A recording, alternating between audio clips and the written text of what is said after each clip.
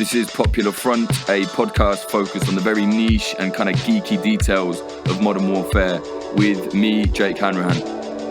For this episode, we're talking to Hampton Stall. Hampton tracks the activity of the many militia groups in the US on a website he runs himself called Militia Watch. You might remember there was a big militia standoff in Oregon in 2016. It turned into a bit of a militia mecca. There were members from various militias all over the US heading down there, and eventually one of the militiamen was shot dead. Since then, Trump has been elected president, and this has of course led to a massive shift in how the militias operate. Many of them have gone from being libertarians to pro-government. Some have been arrested for bomb plots, and now we're even seeing armed militiamen turning up with semi-automatic assault rifles to massive violent political protests in America. Hampton, I guess tell me about Militia Watch firstly and why you started it. So it had been a long time hobby. I've done work on militias throughout the world and realized that I needed to turn inwards a little bit and see what was happening at home. And from that, just a hobby of tracking and looking into militias, and from that tracking came Militia Watch after I determined that it was maybe information that other people would want. But I think that Bundy stuff really made everybody realize, like, wow, there's so many of them. Yeah, I mean, people thought that the militia movements had ended, but it just never was the case. I mean, when Barack Obama was running for president here, that ruffled some feathers that hadn't been ruffled for a while among a lot of the communities that actually went up to form militias. So that's why we saw like a really huge, massive spike of militias in 2008, 2009.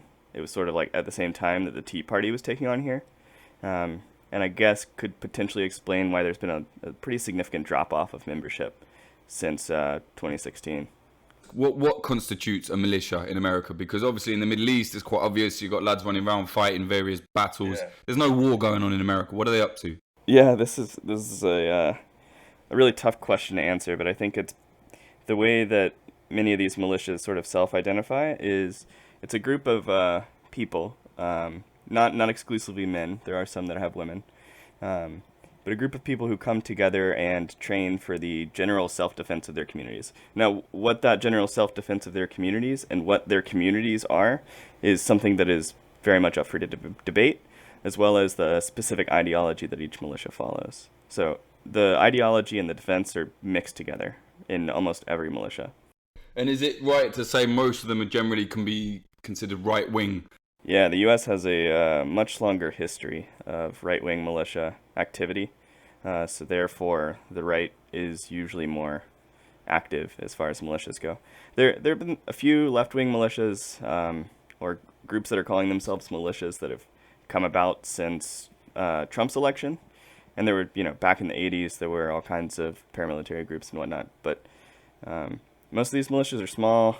They're, by comparison, even less experienced, just given that it's a younger crowd, and it's a crowd that has sort of just come into even expressing their Second Amendment rights. The left in the United States is pretty dominated by a liberal centrist left, which is very anti-gun. And in order for a left-wing militia to exist, they have to go left of that, if that makes sense. Well, with that in mind, maybe you can talk a little bit about the history of the militias in the US. Like, when did it really start? And I know it kind of is dipped. I know, like, after, for example, the Oklahoma bombing, I read that it kind of dropped out for a while and then it came. Maybe you can talk us a little bit about the history. Yeah. So the history of militia activity, and especially like radical, militant, organized activity in this country is kind of interesting because it'll peak over political events, and then right at its peak there'll be a massacre that is wildly unpopular, and then things will drop off, or political circumstances will change. So it's not always that there's a massacre, but Oklahoma City, after that big time drop off of radical organization membership. But then on the other side, there are events that are radicalizing, like Waco, Texas. Pretty much every constitutionalist, every anti-government organization in the United States will cite Waco, Texas. This was a siege by the ATF in Texas that ended in the killing of dozens of young folk. Against that cult, wasn't it? The Branch Davidians. Yeah. Yep. And it was broadcast on TV. Everybody was watching it as it happened. This was months of a time. This wasn't, a week. This wasn't a couple days. Our news cycle now moves pretty quickly, but this held the spotlight for months. And then the images of, the ATF showing up with tanks and burning down the building is a really, really key moment in the history for a lot of these individuals who have joined these groups. Key in the sense that they, I guess, they're kind of anti-government, whatever. I guess they saw that and all their, in a weird way, all their wildest dreams came true. All the government's out to kill us kind of looked like they were, right? Yeah, I mean, it was folks who would, maybe not been super into calling out the government on things, or were maybe just sympathetic to their friends who might have been anti-government. We're suddenly talking about how the federal government didn't have their interests at heart. Now, this is an older generation. This isn't the new generation of militias includes a lot of younger people who were not alive during the Waco, Texas siege. What were the militias like then? What were they doing? Because they were around at that point, right? Yeah, I mean, it was patriot militias, constitutionalists. A lot of the stuff that we're seeing now in sort of what you would deem like old guard militias are either the folks who were in that or the kids of the folks who were in that.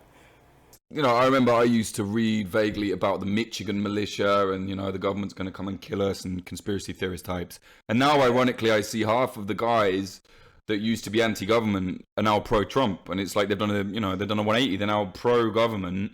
Yeah, there's a huge divergence in the militia movements that we've seen, in a lot of ways caused by Trump. So in 2016, some of the folks who were involved in the Oregon standoff, the big ideological figures, Gavin, Syme, even the Bundys, some of the Bundys have, come out and said, hey, do not vote for Trump. He's for big government. But the candidates that they put up, which, would be a Bundy brother or some other obscure ideological figure within the constitutionalist militia movement, would not garner any real votes, even in those areas where they were living. So there was a real break between the leadership, who was kind of scrambling to hold on to the ideology under which they founded the militia, and then some of the militia organizations, their membership, that joined a militia because they themselves were right-wing and not necessarily committed to the ideology of the militia. And this is super different by militia, even within the same state. There are some militias that on their in their Facebook groups, it's just pro-Donald Trump meme, anti-Hillary meme, anti-fascist meme, like just endless memes and discussion about this. And then there are others that are expressing that, hey, both the Democrats and the Republicans are owned by the 1%. The 1% is the enemy, and they are taking our own autonomy. And what do these militias generally do? Because, we said there's no war going on. What are they up to? I see videos where they're armed to the teeth, running around in the forest. Yeah, so running around in the forest is a good percentage, at least in their public image. So they've got really, I guess, 3 or 4 key programming segments. So one is this sort of field training exercises, or FTX, where you'll see these videos of individuals dressed all in camo, like usually with a rifle that has a sight on it that's more expensive than the rifle. Instead of tactical, some people call it tactical, where they've just got like so much gear that is completely unnecessary, but it looks cool. Yeah. And I mean, they've all got patches of everything. Every militia has its own patch. Some of them have 12 patches. Everybody's got their last name, their blood type, all that kind of stuff on their rigs. I mean, it's, they're dressing like they're in a military. It's not, I think this is a real development in the militia movement, in that they're emulating a formal militia rather than just trying to look really irregular. I think especially at the recent kind of Charlottesville things and stuff like that, where you're thinking you don't know who is actually police and who is militiamen, Yeah. I mean, especially as the police have started to look more and more like military as well. But the other aspects of what these guys do, one of the key ones beyond that is like first aid training. So training in how to, if someone is injured, or if if an event happens and there are first responders that are needed, just to have civilians who are trained in this, as well as militia members. Some of them restrict it just to militia members. Others are wider community training, just sort of trying to get their community together and ready to respond to these kind of things. And then I think a third slash fourth is either ideological work. So there are some where they're training in like what the Constitution means, or what it means to be a 3%er, or what it means to be a sovereign citizen, or working without the government. And which are the biggest militias that you've been keeping an eye on for Militia Watch? I'd say at a national level, this is super different. There's sort of like branding of militias, and I think the most important one currently is the 3% movement, which is divided into a few different segments. And then I would say after that, it's probably the Oath Keepers. The Oath Keepers have sort of broken ideologically with some of the 3%, and even within 3%, there's been some ideological breaks as well. And even within militias that are, even lower than a state, but like a district level, have had splits as well. So it's a super decentralized way of going about militia organization. And sort of, if you're setting about forming up a militia and you've got, 12 buddies of yours and some rifles and some camo, you pick a brand of militia that you want to form, and you talk to national if that militia has a national organization, and you form it. So basically you could start your militia up and come underneath the umbrella of the 3% or the Oath Keepers, but you could still be, I don't know, Northwest Battalion or whatever under the brand of. That's right, yep. And there are even, in Texas, there are several militias that are the same brand in the same district that have had disagreements with one another, so they do not work alongside each other. But they follow the ideological framework of whichever umbrella, right? Yeah. It's just disagreement in leadership and the way that things are being done, I guess. So let's take, the 3%ers, for example. What do they believe in? All right, so the 3%, first of all, the name is both important for its origin, just because it gives the name, but also it gives a sort of sense of the ideology, a good overview. 3%ers believe that 3% of the American colonists rose up against the British. It's sort of a dubious factoid. There's not really any historical record to back that up. And I'm going to make some 3%ers mad, and they're probably going to send me some for saying that. But basically, it comes down to them believing that a small group of really determined individuals can actually impact change at a really large scale. So even though the community maybe has like 2,000 members and 18 of them are in a militia, that militia can have an impact, is sort of what they're believing. And the 3% will tell you that they're not like necessarily right-wing, but they're a right-wing organization, and some of their members are very right-wing. So the organization in and of itself is not a racist organization, and the militias are not racist militias, but some of the individuals are very racist and have actually been arrested for trying to commit hate crimes.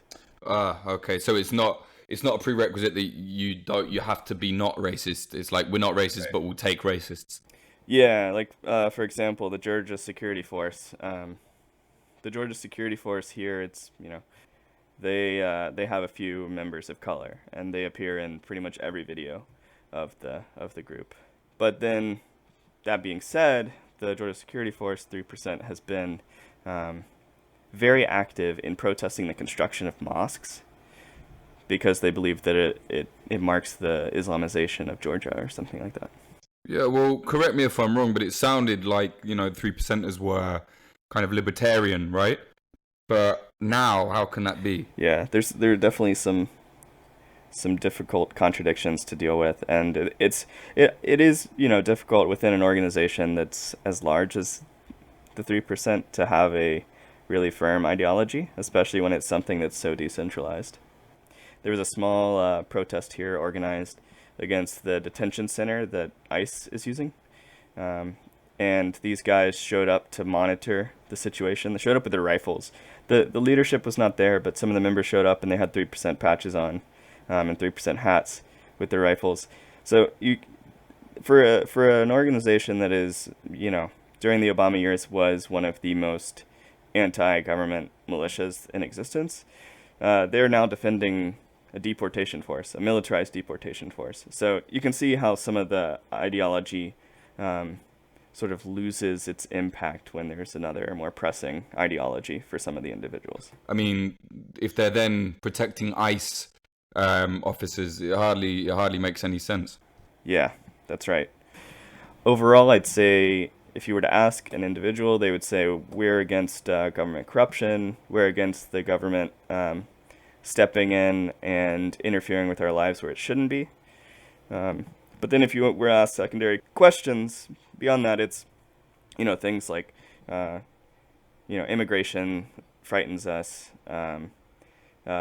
Creeping Sharia is a concern of ours.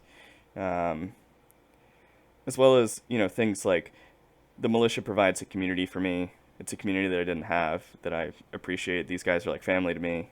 And then I guess like fourth level would be, I have this, this fancy rifle, and I'm bored of shooting at the shooting range, so I'm going to get trained how to defend myself and my community. And that, that aspect is an important one, because a lot of these individuals are really into sort of community defense. Yeah, I guess you need something like, I mean, I think most people would maybe, I don't know, join the Scouts or like, I don't know, a five-a-side football team. But in America, you guys have got militias running around. It seems to be, I don't know, it seems a lot of them are bored, and then they feel they're not being heard politically. I guess what I mean is, how dangerous are they? And I think there's a big range here too, because some of their members, there was actually, I can't remember his name, but one of the individuals who was actually protesting in Atlanta was just arrested for attempting to commit hate crimes. So in that case, like, some of the individual members are very dangerous. But the organization overall will say, no, it's not our problem. It's some of the individuals among us. For me and a lot of Brits, when we see this, I was watching some protest, and they had Trump supporters, and there was a militia turned up, all armed, and this guy had an open carry AR-15. It was insane, and it was legal. Like, how was a guy wandering around in his flip-flops and his shorts with an AR-15 and loads of ammunition? That seems insane to me. And then I saw there was another group, I think it would have been Redneck Revolt or one of those left-wing kind of gun clubs turned up as well. And they didn't really do much. They were kind of mouthing off, and, obviously there was a lot less of them. But I looked at that and I thought, fucking hell, like, that could so easily turn into such a chaotic situation where both sides are firing on each other. I mean, correct me if I'm wrong, but surely that's dangerous. It seems like that could happen, especially with Trump and how everyone is acting right now. So yeah, I definitely agree with you here. So Charlottesville is a good example here. There were several militias involved there, and they were there to, in their own words, provide security so that there was, freedom of speech and expression. And that freedom of speech, of course, was the freedom of speech of a number of white nationalists, fascists, and neo-Confederates. So organizations whose individuals, were speaking hate. And basically what happened was the militia sort of formed a barrier between the protesters, the counter-protesters, those who came out to say, hey, this Unite the Right rally is not okay. We're mostly people from the area, and we don't stand for that. And this includes clergy, as well as, anti-fascist and a number of other left-wing organizations, as well as a number of liberal organizations as well, showed up. And basically what happened was the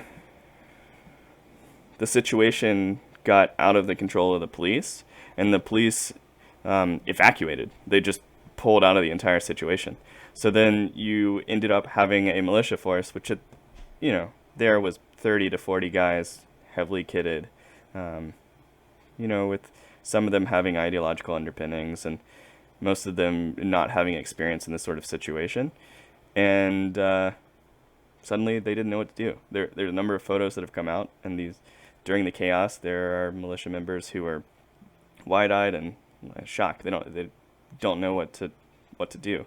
And I do fear that if there were, another organization that showed up armed from the other side of the aisle. More on the leftist liberal side. Yeah, that there could have been a situation that these guys were hyper vigilant and looking for a reason to use their rifle.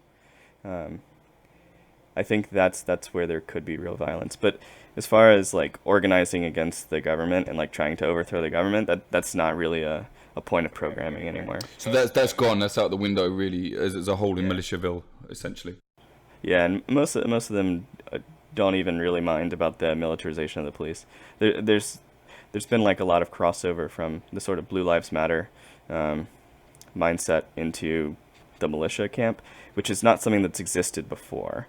So a lot of the sort of philosophers or whatever you want to call the activists who have created this ideology have been explicitly anti-police or anti-border security or anti-police checkpoint, like have filmed themselves mouthing off at police and telling them that they don't have a right to be searched, or that the police officer doesn't have a right to search them. And that's kind of changed among a lot of the membership. So. Okay, and what about the other group you mentioned, the Oath Keepers? What are they up to? The Oath Keepers are sort of. This one's hard to explain. They're like a militia, but they're a militia that provides defense for other people. So rather than them showing up and representing themselves, what they intend to do is if something happens, they go up and they defend that area. So these guys really came into prominence during the Ferguson uprisings, when Oath Keepers would show up, heavily kitted out. They weren't wearing like camo. A lot of them were wearing like t-shirts and then, military rigs. And they would either post up on the top of a building or like post up on a corner and basically like try to keep the peace. And they're always armed when they do this, right? And they were armed, yeah, heavily armed. And in a lot of cases, the police do work with the Oath Keepers. And that's something that I failed to mention about Charlottesville, but the militia leaders who who came to Charlottesville talked with the police, and the police, according to the militia, gave them the green light and said, yeah, sure, we need all the hands we can get. And this is the same thing with the Oath Keepers. They show up, they do that. It's mostly they show up at protests. So if Black Lives Matter has a protest, even if it's a planned, peaceful daylight protest, they'll show up heavily armed and just make their presence known. So if you ask them, would they say that they're in support of the government now? If you ask them directly, they're not in support, but they just want to maintain the peace. But they don't show up to right-wing rallies to defend people's property against them. It's only whenever it's like left and left of center. So, lumping in like Black Lives Matter into that as well. They're a little bit different from the 3% in that a lot of them are actually veterans. The majority is, and it's sort of basically when you take on one of those roles, you take an oath to defend the country against enemy, foreign, and domestic, and Oath Keepers are keeping that oath that they took before. So that's the intention. I will say 2017 did significant drop in their activity, in that after the election of Trump, when a lot of the after January, a lot of the big protests where there would be some right-wing organization, a fascist organization, or a white nationalist organization, or neo-Confederate, or whatever it was, that would be holding a rally, and then liberals and mostly leftists would show up to counter-protest that. The Oath Keepers showed up to a few of these in like a smaller number, and then basically realized who they were defending, and there were a couple of pretty big events that happened in which they basically fought some of these guys, either telling them, hey man, like that's not what being an American is about, or they would literally fight against a white nationalist who was dressed up like a crusader or something, or like shoving and trying to take signs and all of that. So I think as far as the ideology of that organization goes, it's not there's not as much slip into defending things as they have become. And so in that case, like the individuals who maybe were interested in that have migrated to other militias. A lot of these militias, there is a good amount of free flow of members between them. And sometimes members will be like a member of 3 different militias. So things have dropped off a little bit, I guess, like you said. But what about that thing in, I think, 2016 with the Bundy Ranch? I mean, that was insane. The standoff, then that guy, I forget his name. His name? Lavoy Finicum. He's the one that got killed, right? Yeah. That's it, Lavoy Finicum. Sounds like a, like a villain, like a superhero villain or something. But sadly he was killed. What happened there? Why did that that was probably one of the first times I got really interested again in the militia movement. It was basically over a dispute over if ranchers should be allowed to graze on public land. Public land being like, nature preserve or just something that isn't owned by an individual and isn't grazing. So basically there was a guy who was having his cattle graze in public land, and the Bureau of Land Management, BLM, said, hey, this is illegal, and they sent him a fine.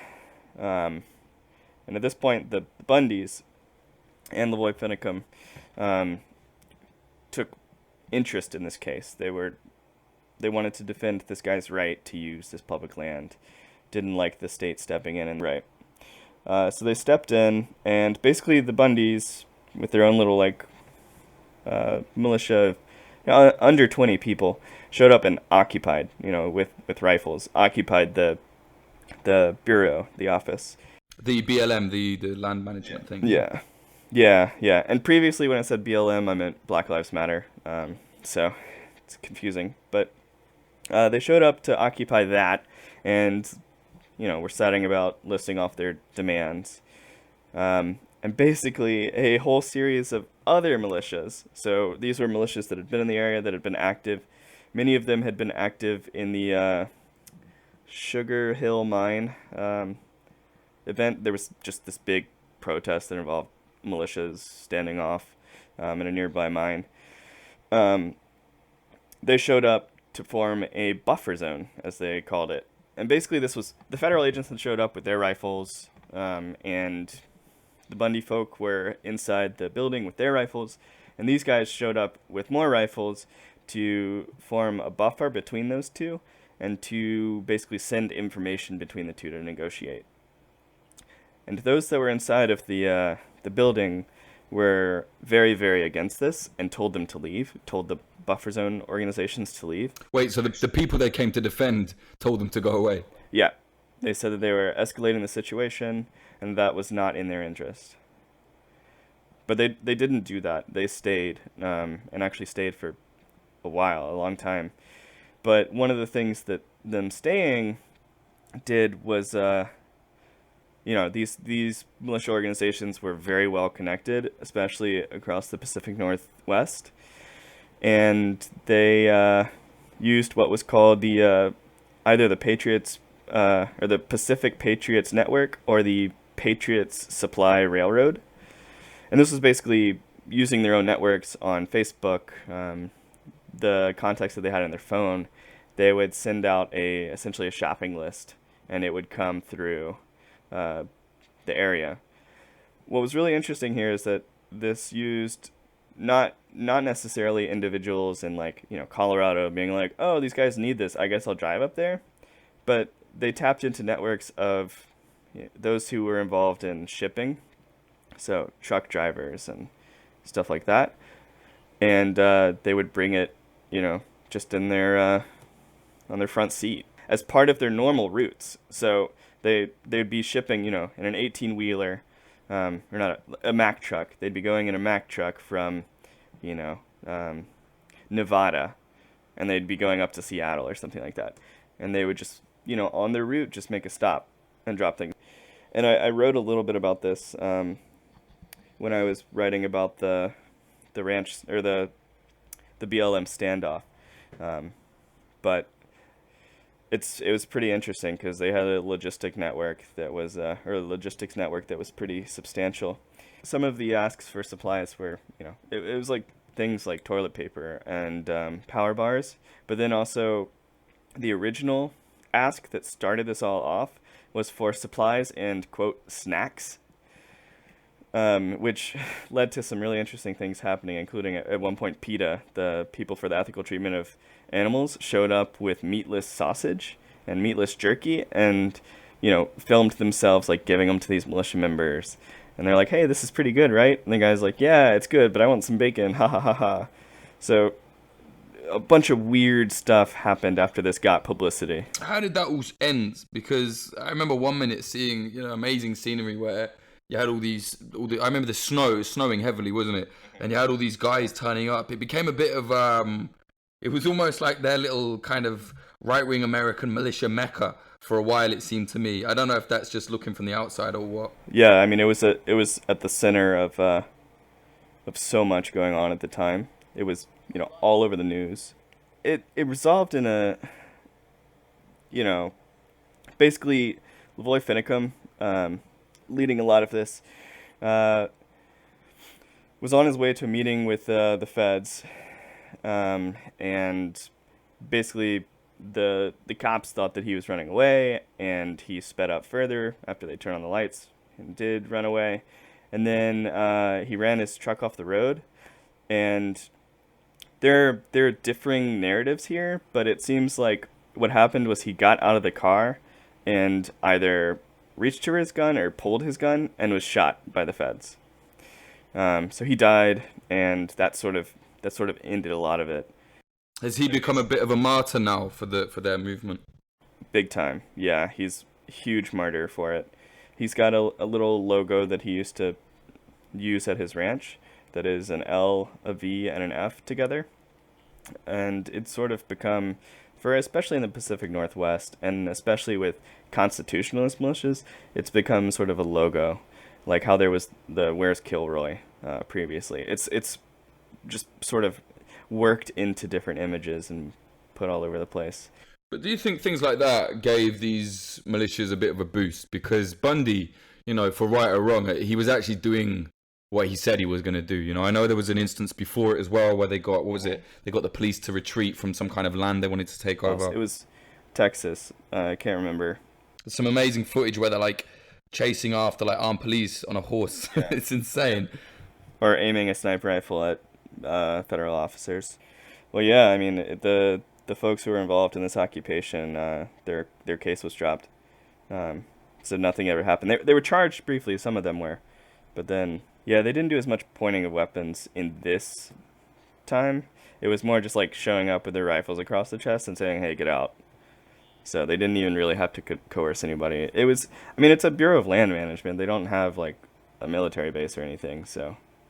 Sure. And what about what I've seen quite recently, and you mentioned it earlier, is the rise of these leftist armed militias in America. I mean, I think there's Redneck Revolt. I saw some group, apparently they're Maoists with like these red bandanas and AKs walking around somewhere in America. Tell me about them. These are relatively new, and the members are young.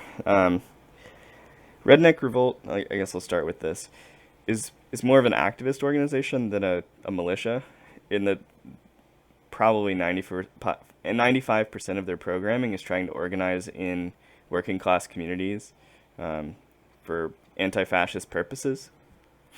But there are some members who align themselves with Redneck Revolt that show up with rifles, and some of those members, their photos have been like circulated on Redneck Revolt material. But it's not their central programming, and I think that's like a key difference here between Redneck Revolt and some of these like 3% or Oath Keepers, is that their central thing is to be militant, to show up with rifles, that kind of thing, versus these guys, which spend most of their time out in the community. They spend it at gun shows, trying to radicalize people at gun shows, kind of thing. So basically trying to say, hey, like there is a left that is pro-gun, and here's what it looks like. And they talk about like working class history in this regard. There was a couple weeks long battle between the industrial workers of the world and the KKK, for example. It was somewhere in the Northeast. I'm blanking on the state, but that's like a really key event for for them. Sort of raising awareness of that event is important to Redneck Revolt. And then there's like the John Brown militia as well. It's super decentralized and not very well organized as far as like national level goes. And basically they have a flag and show up with AKs with bandanas. They're not a explicitly Maoist organization, but they are a communist organization. Some of the members are Maoists themselves, and some of the members are also anarchists as well. So wait, the anarchists with the Maoists and the communists. Yeah, it's just the left in the U.S. it's so small that people are working alongside who they will likely fight with if there were ever a revolution or whatever. But John Brown Militia just works as like a branding of left-wing militia. I don't really write about them too much because they're not as significant over a longer course of period of time. But if it were to become that they were, growing in membership at a high enough rate and not just like that post-Trump kick that for most leftist organizations has died off since then. And for you, which is the most interesting militia at the moment that you're following? I don't know. I've been working for the last month or so on just a whole bunch of analyzing of field training exercises in Colorado. So that's on my mind right now. And I will say it is beautiful cinematography with beautiful scenery. So in that case, it's really interesting. As far as like militia movements go, ideological splits in 3% are really, really fascinating to me currently. And I'm looking to see what the future constitutionalist organizations are going to be. There's been such a disruption in a lot of those organizations, especially. So that's interesting to me. They're usually smaller and more local. Well, tell me about what's happening with the 3%ers or the constitutionalists. What's happening with their splits? Yeah, so 3%ers basically there's a security force branding and there's a United Patriots branding. It's basically like just different leadership. With each state, there's maybe usually just one, but there's some states where there's one of each. It's just a different way of carrying yourself. It's hard to describe, but basically the security force type has been in the news a lot, doing a lot of interviews and whatnot, whereas the United Patriots have mostly been reported on. So these are ones that have actually had like members who have gotten arrested for moving to commit violence or because they were suspected that they were going to commit violence. And then members are interviewed on the press like in response to that kind of thing. Whereas security force is more actively sought out. I think there was a Vice documentary on the security force here. Yeah, with Sergeant Blood something, or what the fuck his name is. Yeah. Blood Agent. Yeah, I actually spoke to him on email. He seemed like a nice guy. Are you seeing a lot of right-wing influence starting to... I mean, I know they were kind of right-wing anyway, but surely that's become more prevalent in these groups as it seems to have become in America. Yeah. So in right-wing influence, I think there's two different ways that we can think about this. One is like the populism that is Donald Trump, and then I think there's also the sort of like the new American fascism that is like Bannon. So these influence militias in two different ways, and I think the former has influenced American militias a lot more than the latter, whereas the latter has influenced right-wing activist organizations greater. So, I mean, like American Vanguard, for example, is riding on the wave of that latter half, whereas the 3% was riding on the wave of the former half, if that makes sense. So you mean, for example, Bannon and that kind of ilk of new American fascism is more ideological based, right? Like, they read Avola and this kind of stuff. And then I guess what you were saying was the former, the Trump, is kind of more flag waving. Yeah, it's sort of nationalism versus like fascist work. It's hard to describe. One is like a lot more ideologically driven, which is that Bannon side, whereas the other one is like emotion and power of the moment driven. Both are dangerous and can be, both can lead to significant violence, but they just operate in different ways. And has there been any particularly big situations where violence has occurred as a direct result from militias getting involved? I mean, recently, not like Ruby Ridge or anything like that. For the most part, they do keep their fingers off the trigger. There have been some times that have come real close, and Charlottesville is very close. Just throwing people, armed people into chaos is just, when it happens enough times, something will happen. And so I think that's like the big fear, is like that there is a chance of something happening. But for the most part, it's like individuals acting on their own, or it's, three people coming together and forming a quote unquote militia and like trying to bomb mosques. So there was one a couple years ago called the American Crusaders, and it was a militia that existed for like 5 months. Basically, I picked them up, put them in my database, wrote a little bit about them, some notes, and then 2 months later they were found guilty of like trying to bomb a few mosques, and I'm not sure where their trials went from there, but What do you think about, I was talking to you earlier, I've been on this, doing this piece where I'm investigating Atomwaffen division. I mean, are they on your radar at all? not as a militia.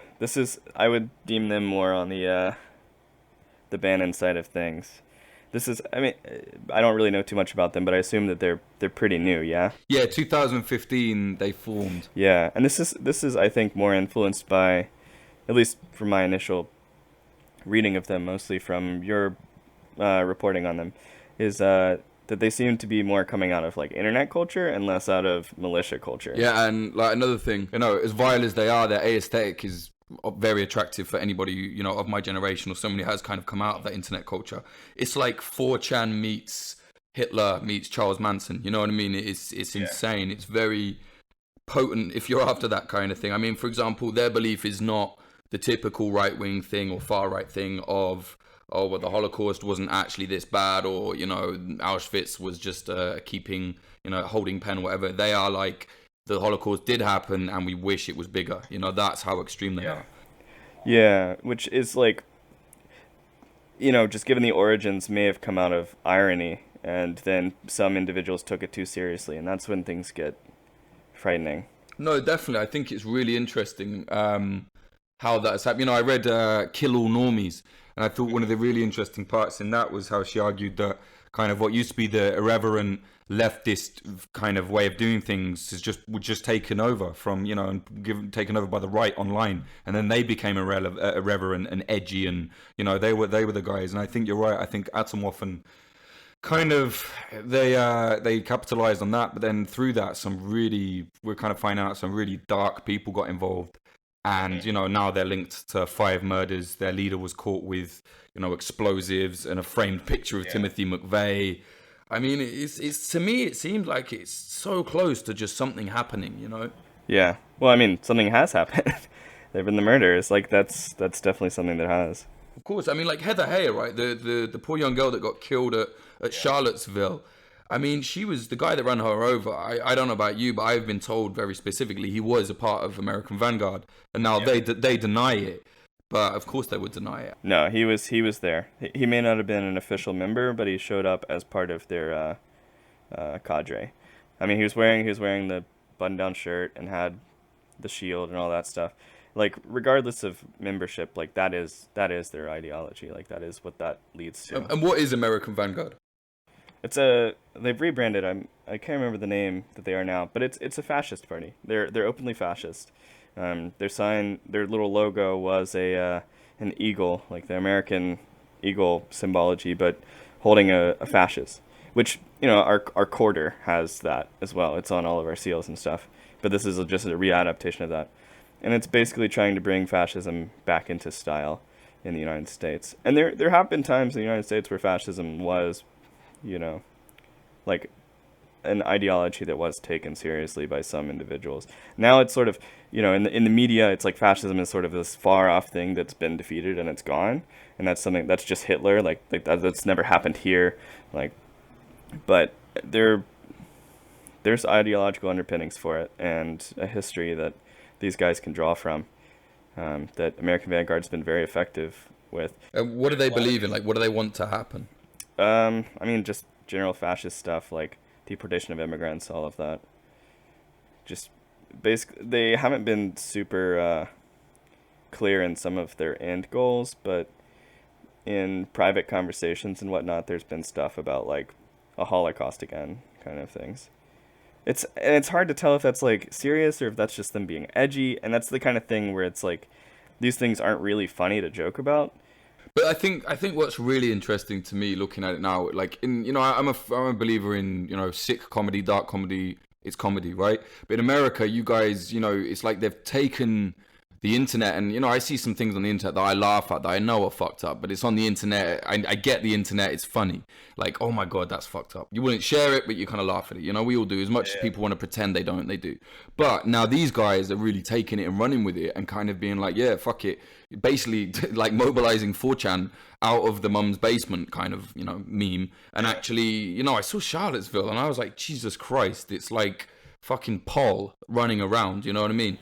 Yeah, I mean, so just to like back this up a little bit, a lot of this stuff is all related with like the rise of the alt-right here, which really gets its basis if you go back a little bit further to Gamergate, the big scandal about women in games reporting and according to them, ethics in gaming journalism. Sort of like the cornerstone of Gamergate. So Gamergate like basically activated a whole bunch of people who were only online and only like active in politics online to moving them to real space, either through harassing people, over the internet or harassing them in person. And what this ended up doing was it ended up getting like an ideological block of people who were at the margins of, society, and just to put it in a way, at least socially. And they came together and they're like, hey, like we are disrespected, and we're men and we need to be men, and here's what our definition of man is, and we're gonna like take back this country on our behalf, and we're gonna do it through memes and like like shit like that. And that's where the alt-right came from. Like that's where the movement that became the alt-right came out of, was this political engagement over fucking video games. And that sort of continued to move along forward, and things just kept getting, just more and more nuts along the way, and we ended up with, these groups that are, unironically talking about the Holocaust as a good thing now. Well, you ended up with Trump as well. Like I don't know. I mean, it sounds ridiculous, but I don't think without that movement, he wouldn't have been about. Yeah, it's all the meme magic stuff. I mean, r/the Donald on Reddit was like a really key space for mobilizing these folks that wouldn't exist in public spaces, at least previously. Like we think about like the ways that like we moderate our speech in public and around people that we don't know. When you take away like the impact on your own person of saying something and offending somebody and make it anonymous, it takes away a lot of that. So people sort of speak their mind or create their mind as they deem fit, which sometimes means let me go as offensive as I can and see how far I can get. And then when you start saying it enough, you start to believe that kind of stuff unironically too. Do you think in the future you might see more of these kind of internet groups, I don't know, becoming militias? Because if you look at 3%ers or whatever, they've got their thing going on, but they're not exactly cool. You know what I mean? They don't kind of have that aesthetic or that kind of cool aesthetic that maybe the internet generation would need, especially these kids that are influencing memes. And as far as the left-wing militias goes, they don't look cool. You know what I mean? If they want to get people on board, they need to, I think, step away from that kind of hippie vibe. I hate to say it, but you know what I mean? They need to kind of give the youth something else. So I don't know. Do you think that's ever possible? That these these meme kids might end up in militias? No, I don't think it's as maybe when they get older and moderate themselves, I guess, or whatever. But I mean, I think you've hit it. The aesthetics are really important for both, and it just doesn't mash up. I think there's a lot of hate for boomers among this like new right. So those who were born in the baby boomer years, in the baby boom, they're sort of older. They're starting to retire now. They're the reason that our Social Security might crash, whatever. But they've held the same sort of political views for 30, 40 years. But I think there's a disdain for those who are older than them that comes from like this new right, like this new generation of right wing and fascism, that would be inhibitive to joining like a militia movement like what I look at. There may be some, of course, some folks who are like, oh, I'm tired of like just posting online. I'm going to take some action and join a militia. But I think just like with Atomwaffen, I think a lot of it's going to be like, my action is going to be acting alone and just seeing what I can kill kind of thing. And lastly, I wanted to talk about equipment, because I've seen some incredible, as myself, a bit of a gear geek, like I really like looking at what, even the walkie-talkies I've seen some of these militias have. I find it really interesting. Maybe you could talk a little bit about that. I mean, what kind of gear are you seeing them with?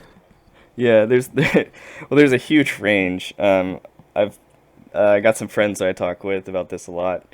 And some of our conversations are like, wow, if I was appearing in a video every month with my rifle, I'd maybe spend an extra $300 to get a better model than this. But some of them do have really substantial. They've invested a lot of money in their kits. But I mean, basically standard issue, I guess, if you can call it that. You provide your own equipment, of course. But what is standard is usually a long barrel semi-automatic rifle that usually you have a 30 round magazine with. So an AR-15 is really popular, and AR-15 spin-offs as well. And then usually a handgun as a sidearm. And the handguns are usually a 9mm or a 45, overwhelmingly. There's it's everybody has a plate carrier. It's unclear if everybody has a plate in it or not, but a plate carrier that usually you have 3 to 4 mags on, and usually full camo from a hat to a coat, pants, boots at some points, gloves sometimes. Some of this varies by climate, of course. The Colorado militias that I've been looking at, everybody has gloves, everybody has a hat, everybody has 2 jackets on. Whereas the South Carolina militias that are sort of not necessarily like grew up around, but are like my initial exposure to militias, it's lighter clothing. It's a camouflage button down, maybe a jacket over that. Never shorts. Nobody's a militia member in shorts. No shorts. No shorts. Right. Okay. AKs, but no shorts. AKs are they were really popular with new inductees into militias, but most everybody has dropped AKs just because 5.56 is used by almost everybody else in their militia. So they want to make sure that if shit hits the fan, they have ammunition from their comrades. Ah, okay. So if they do get like, I don't know, fucking pinned down in Walmart or whatever, they're all gonna have enough ammunition to go around. Yeah. And there has been a movement away from 9mm, as 9mm ammunition has gotten more expensive. So that's something that does factor in. 9mm has been super popular with Americans for a while, but I think 45 is taking on more users among the militia community. And how easy is it to get hold of like an AR-15 in America? Like if you want to join up the group and say, hey, you need to come with your semi-auto AR-15, how do you do that? It's really easy. It varies by state though. So I'm from South Carolina, and I actually have an AR-15. I'm not a member of a militia. I grew up around guns, and I enjoy shooting them at the range. But I got an AR-15. It took me 30 minutes in the shop, and probably 15 of that was like making sure that I got the right model I wanted.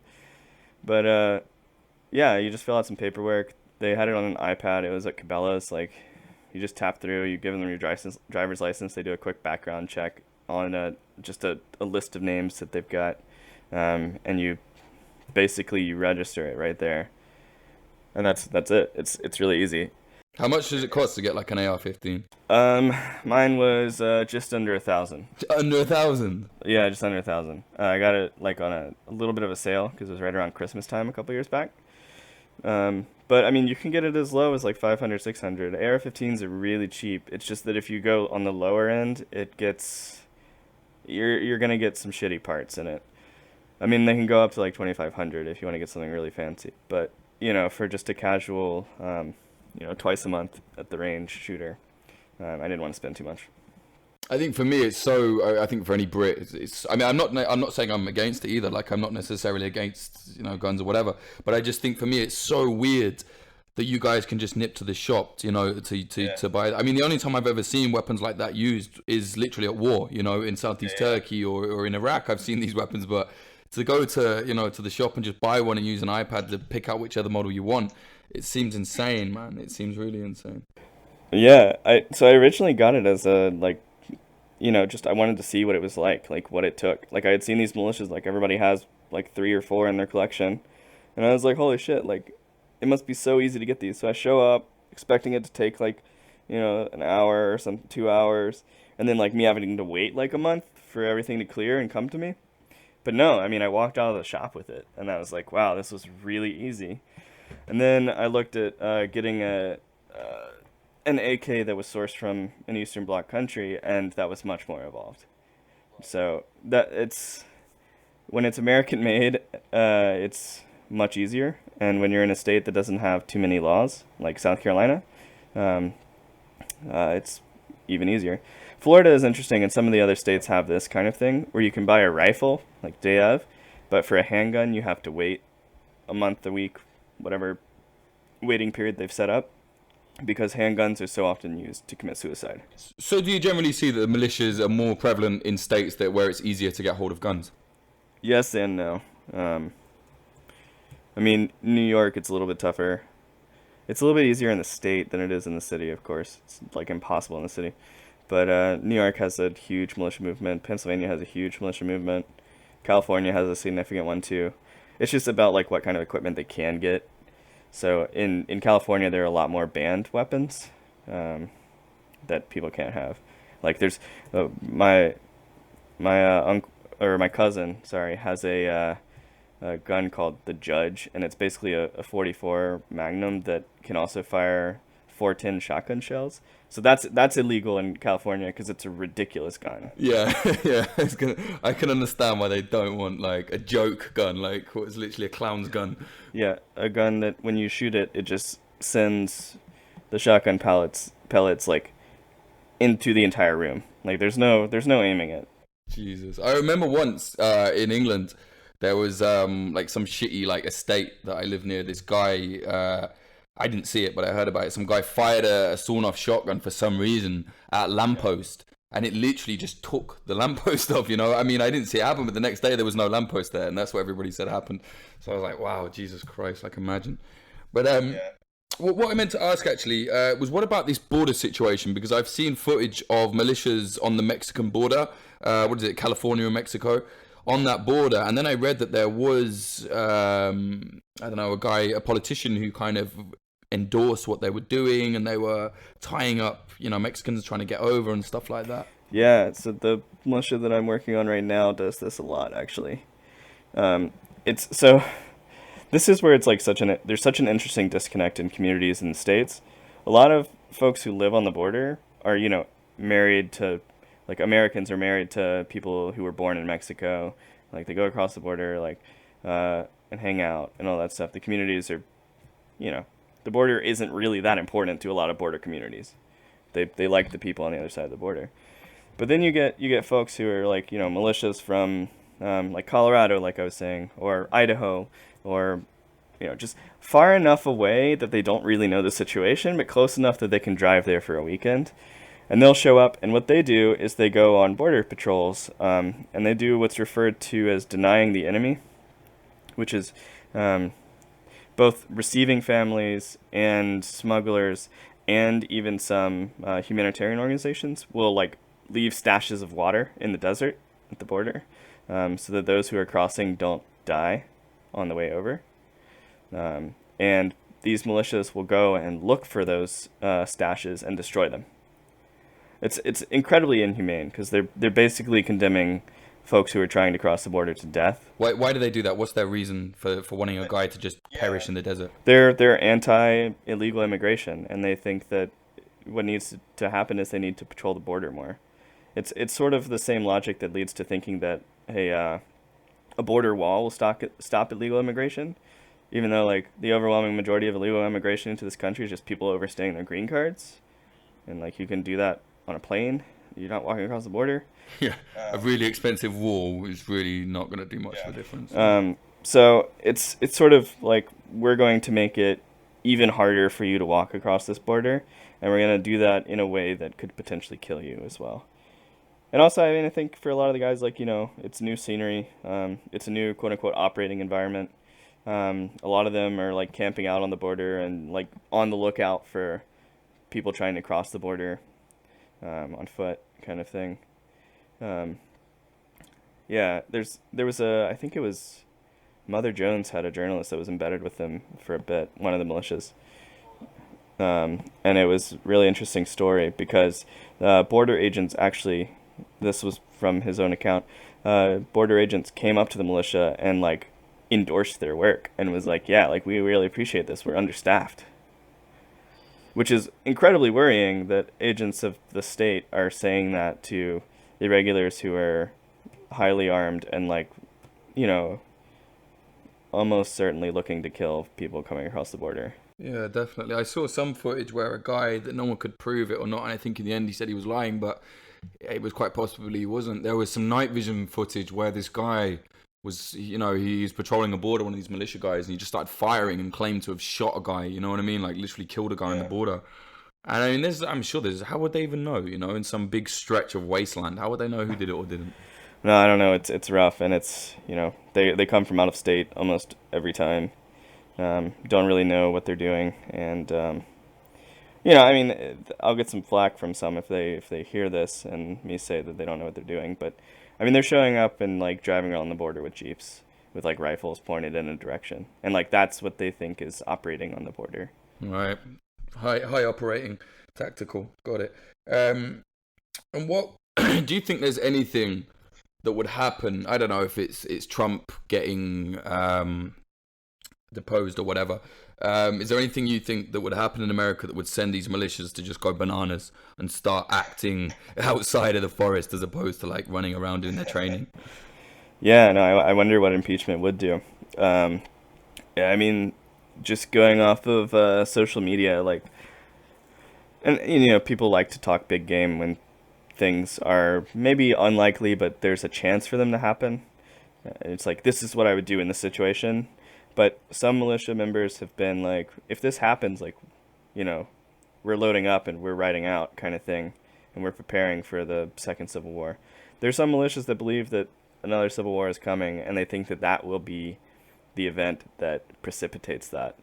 And then others that really just don't care, that they're like, yeah, it's just a president. Like, he's our president, but like, it's not worth dying over. And why do these guys that think there's another Civil War coming, how do they think that's going to start? There's a few different ways, and this is pretty intimately linked to like the prepper community in the States, which is I'm fairly familiar with as well. I love those prepper guys. They're so much fun. Yeah, they're great. But there's a number of different situations, and for the most part, what they think is that there will be a like shit hits the fan moment, which will be like the entire electrical grid in the United States goes out, or a nuclear bomb is dropped on DC. We no longer have any politicians, or like these situations that are like catastrophic situations that lead to, for all intents and purposes, like the apocalypse in the United States. And that's when the Civil War will happen, when there will be like no more control, and it's basically like left versus right, or in their mind, conservatives and liberals.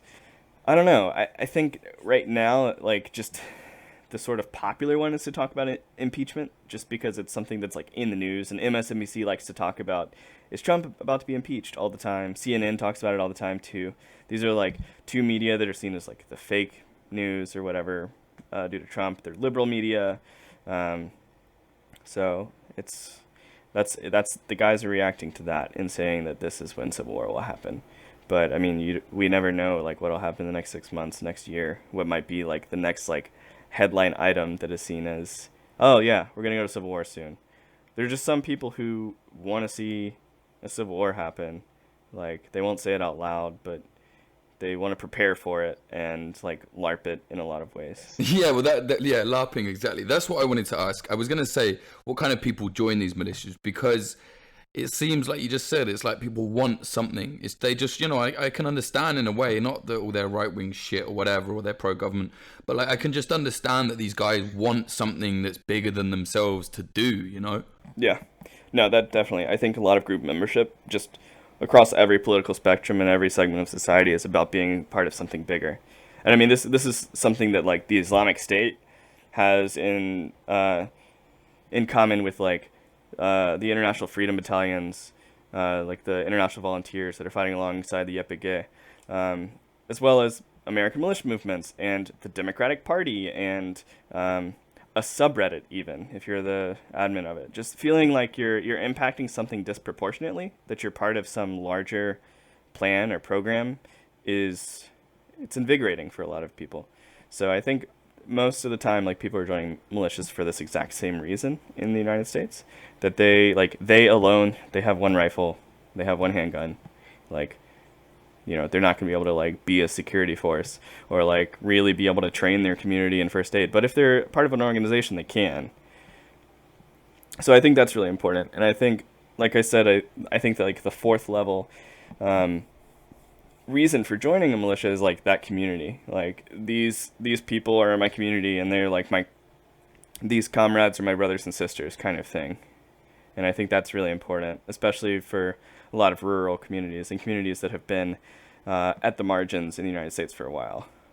Yeah, man, definitely. I really think that's a good point. And I think as well, everybody wants that sense of community. And if you have it, how things are kind of topsy-turvy in the West, I mean, social media takes precedent over a library, for example. That's insane. So like, I think when, the times we're living in now, I think if you give a guy that community and the thing of you might have to kill or be killed, it just really strengthens it. You know what I mean? Yeah. I mean, it adds urgency to it. I just mean it like adds like a level of intensity. It's like, now I'm going to be really devoted to this because this could save my life. Right, man. I think that's a really good way to end it, unless you want to say anything else. This has been something that's been a part-time project for me for, 3-4 years now. It's not anything I get paid to do. It was a hobby, and now I keep just a small blog, Militia Watch, on it. And I don't really deem myself to be an expert on it. I don't have a degree in this kind of stuff, but it's something that I have a little bit of expertise in. Okay, cheers, Hampton. That was Hampton Stall talking about the various militias across the US. Some of them seem to want to bring down the government. Some of them want to threaten anyone that's kind of left-leaning and starting a protest. And some of them just want to hang out with each other, hang out with their friends, play around with assault rifles. But some of these militias can actually be quite dangerous, and Hampton tracks them. So if you want to find out more from him, he's on Twitter at Hampton Stall, and also at Militia Watch. He's got a website as well for that, where he updates everybody on all the militia activity.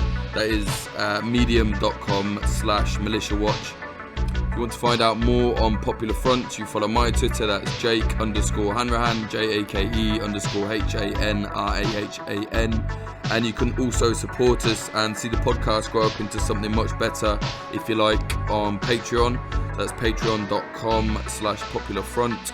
Music in this episode, the intro as usual was by Home, and the outro music is by a good friend of mine called Sam Black. His music name is Son of Old. You can find more of his music at soundcloud.com/son-of-old. I don't think he really thought that handle through when he signed up for SoundCloud. But anyway, listen to his music, it's really good. And the funniest thing about Sam is that he basically makes all this on a trial of Fruity Loops.